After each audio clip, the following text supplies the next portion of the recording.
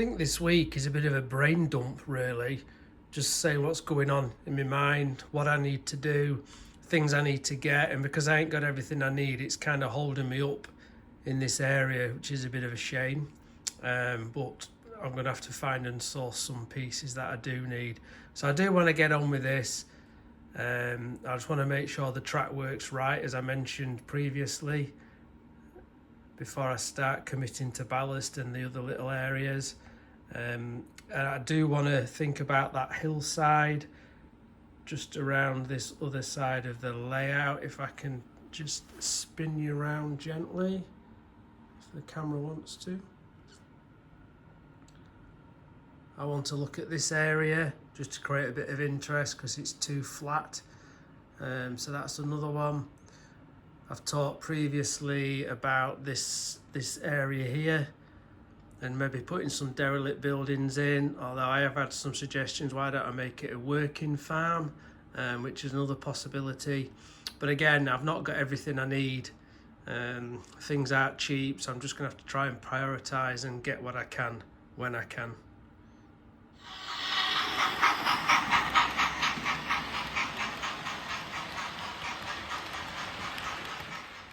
But I have been doing a few bits, so I will show you what I've been getting up to this week.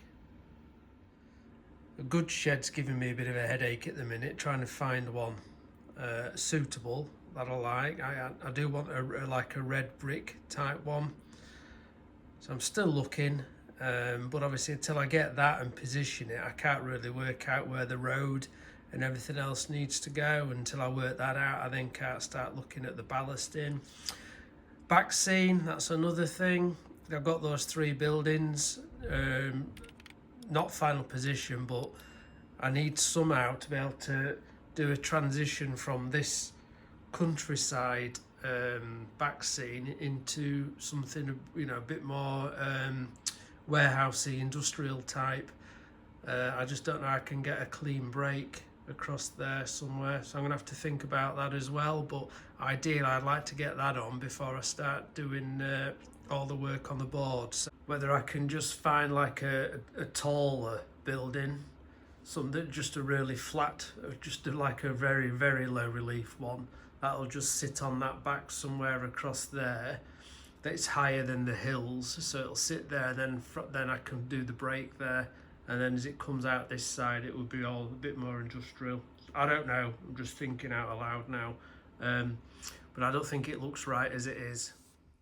So as much as I'm desperate to start getting all this ballasted and all the other bits on there, I've been holding back, and I've just been running it quite regularly for the last few days, and I have just got one issue with this point here. This switchblade, this side, this one, it's all bent out of shape and it's causing me no end of problems. I thought the pulse from the point motor would hold it in place, but it's not. This is one that I took up, cleaned up, and I've clearly damaged it. My gut was telling me just to put new points in, but I decided to go with this one thinking it was all right, and it clearly isn't. And I think the more I try and bend it and manipulate it back, the more damage I'm causing. So I think the only real thing to do, it's going to keep causing me problems, I'm going to have to put a new one in. I have got one. I was hoping not to have to. They're just not as easy to slide out when you've obviously got insulated rail joiners. So I'm probably going to have to just cut through them with a knife and gently lift it, get a replacement.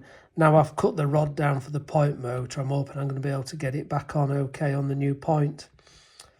So that's a job. So I'm pleased, I suppose, that I didn't start ballasting, and I'll probably continue to run it for a few more days just to make sure no other little issues pop up.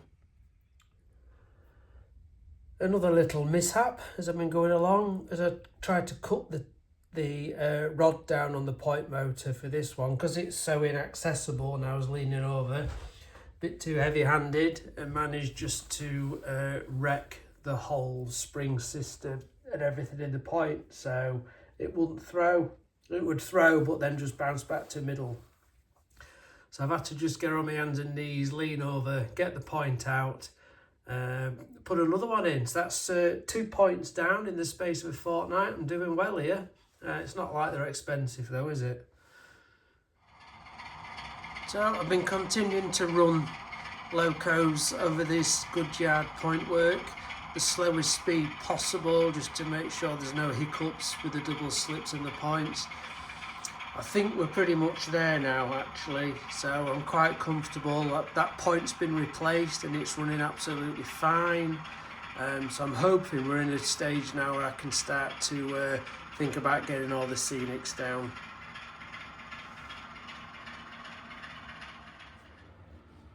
This last building's been a little bit tricky with the roof because it's got this centre piece that comes up. Plan was I've put some grey paper in there just to try and create a gully, then the tiles would go that way and then this way across here. So I started putting tiles across there, but I couldn't work out. I could do them again that side, but I didn't know if they would meet up properly when we got to here and the spacing would be right. I just really wasn't sure what I was going to do. So what I've plumped for, I've glued all the tiles onto a piece of just grey paper, some tarmac effect. Once they're fully dried, I'm going to find the exact centre point and just slice down there, get them on as a full piece. Then I'm going to have to cut out that triangle, remove, and then put tiles in the opposite way to try and marry up. And hopefully you'll just see that grey underneath as though it's a flashing, a gully for the water to drain away. So it's taking way more time than I thought, but I'm thinking this might just work, this method. Also, following on from an idea on the comments from the last video around where I've had to create a join. I know I'm going to put guttering there, but somebody suggested I thought about putting some coins in, so I've just started to have a look to see what they may look like, and they probably blend quite well with the stonework there, and it's just something a little bit different. So I'm considering putting those onto not all the buildings, but maybe this one in particular. I did go back and put a bit of lighting in these factories, well, 2 of them anyway, quite subtle, but I think, you know, reading the comments, somebody rightly said that I'll probably regret it if I don't. I've got lighting in all my other buildings, so I thought, yeah, sensible really, I'll just put some lights in there. Back to this back scene, trying to get this transition because I want it to be industrialised. What I have come across and I've ordered from ID back scenes, they're like some back seam, the sticky back, and they're like just building fronts. And there's one that's about 14 inches high, 10 inches high. So I'm thinking I might put it onto a bit of plywood just to bring it out a bit, but I'm thinking that could go there because it'll cover the tree line, and then it's like an actual break, and then from there I can change this to have it a bit more industrialised. So I'm hoping that might get around that issue. And I talked around over here, just building a hillside, just to raise this up a little bit and having a cutout where a signal box will go. So I'm just looking at that now, but I'm probably going to tweak it slightly. So if you remember, I was going to have a turnout there to bring a line out, which would come here, run parallel, but go down towards that corner with a helix potentially and go underneath for some storage. Well, I'm thinking now, I've just mocked up a piece of wood. I'll bring the point off, like I said, and I'd maybe have another tunnel portal here for this line, so it looks like it's going into a tunnel, and then it continue down. But I'm thinking about then bringing this top, just extending this out a little bit as well, so I've got another maybe 4 or 5 inches of width, and I can just make more of a scene on this side because it is a bit cramped. It's quite close there, and down the other side there's not a lot of room, so I'm thinking that might just give me a bit more scope to do some stuff on the top. So I've got some offcuts of plywood, I'm thinking I might be able to do that. I'm just looking at this area from the other side, so the signal box somewhere here to look after the 2 double slips and the 2 points. but by extending it out I can have much more of a gentler slope and just have a bit more interest in this area. The signal box maybe somewhere there, as opposed to before. You see it's quite narrow and it does go down to pretty much nothing at the other side. So I think now I've done all the inside work there, I don't need to lean over, so I can reach from either side, so it doesn't matter, it's not going to restrict me doing anything. I think that might just look a little bit better. But that will change the order in which I do things, because I think I'll need to get this incline in first to be able to get the track work down before I put a cover over there, because I'm going to struggle to get my hand in then. So it will mean probably just backing off on that hillside till I've got this line in to a convenient point over there, and then I can build the top out. So that'll kind of be the order. I have just started changing some of the framework at this end of the board.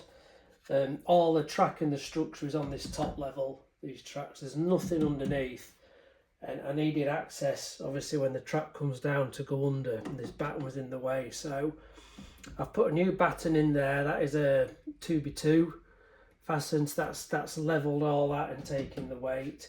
It's still sat on top of the leg there and the leg over here, but it just means I was able to cut this piece out so that there's room now for the clearance for the engines, the locos and everything to go around a bend there. And because I'll have this sticking out a little bit, it starts to give me a good edge to be able to bring this board out, just to widen this area. So you can see it'll go from no clearance really there, just to be able to do a bit more scenery. That doesn't impact anything because, as I say, there's no structure on it now. It's still been supported either end, so that should just help as I bring the incline down now to get the curve round and good clearance. I think if it's a helix I'm using, the biggest radius you can get is a fourth radius curves on it, so I need to make sure I've got enough room for it to curl around there, and if everything's okay I may even put just a supporting leg from that bit down, even though it don't really need it. But if I do that from there to the floor and then put a wedge in there as well, it'll just sturdy it all. But I just need to make sure first I've got enough clearance should I go for the helix route. I've just been screwing some offcuts of wood to the top here, as you can see, just all the way along, just to give me an edge to put some plywood on, which will come out. I've got in the garage some 4x2, it's some external treated 4x2, and I've got a length 3.6 meters, and it's really straight, I've checked it out, and I need it 3.6 meters to create the incline down this outer edge. So I could try and get that up into the garage, put that on for the incline, and then just put some uprights off it to create a top edge to be able to put the plywood across, and then it'll sit on these verticals. The only thing is, since I've blocked this wall in and created a room, I can't get it up the stairs and over the top this length. So the only way in probably is through a window. So I'm probably going to have to see if I can borrow somebody to help me slide it up through the window into the room and then get it turned around and put into place. Sounds easy, doesn't it? But we'll see how that goes. So that's the piece of 4x2, just clamped in place really roughly. Probably looks very over-engineered. It's a chunky piece of wood. I've just put the spirit level on it just to see there's no warping in it, so it's really good. Ideally, I mean, I'm playing blind at that end because I'd need to know where the helix goes. So I'm giving myself a bit of breathing space to be able to play around at that end. I can't justify to the wife yet the expense of buying a helix, so I'm going to have to just suck it up and hope that this works out without having a helix for now. I've got to find a way to fasten it now securely to the board so that there's no chance of it sagging. I'll get some more leg supports put on there just to hold it. Get some cork on it, try and get a nice smooth transition from straight to curve there, and then get the point in this area. And once that track's on there down to a certain point, I can then put some verticals up here for the piece of wood to sit across the top and extend this top section. So it looks a bit messy for now, but at least I feel like I'm doing something, having had such a frustrating week, not having all the gear for the goods yard. I did use the level feature on the measuring app on the iPhone just to try and get an angle. It's about as much use as a chocolate fire guard. It said it was 1%, and then you move it slightly, it said it was 2%. It's just not very accurate, but it gives me an idea, and I think I had worked it out. It was going to be under 2% when I worked out the dimensions anyway, so hoping that won't be too steep for the locos. So if my maths are right, that piece of wood I got on there is 3 meters long, so that's 3,000 mil, and it drops across that length 60 millimeters. So that is like, what's that, a 1 in 50, which is a 2% drop. Is that right? I think so. So 2% drop, which is, hopefully will be okay, but I won't know until I test it. So I might just lay some track loose, just fire up a bit of power to it and see if the trains run up and down okay. There is always the option of that power base that I've seen people use, but I think that involves them putting a load of magnets on the bottom of your locos, so I'm not too sure about that, if I'm honest. Now I know it looks like I'm bitting around again, jumping from one thing to another, but I'm just waiting for some bits. I have ordered some bits now, just waiting for them to arrive so I can carry on with the areas that I should be doing, but I don't like being idle, so the weather's not good enough to cut the grass or turn the gardens over, so I may as well just play around up here. Right, it's partly fastened in place now. What I did was just rest it on some little angle brackets first, just to make sure it was lined up perfectly all the way down, and then I've just battened a load of these are 80 mil, through the batten at the back, straight through into it. It is very solid. What I want to do now though is just cut some little bracing. So for each of the legs, cut a 40 piece of wood. That's just an offcut, a 45 on each side, just to put it like that, so it'll transfer the weight from this edge down into that leg. And then I'm hoping that should do it. Get some cork on, put a bit of track down, test it, and away we go. But it's end of the day now, so that's probably it. I'll get things wrapped up, tidied up, and wait for the postman over the next few days to bring some goodies.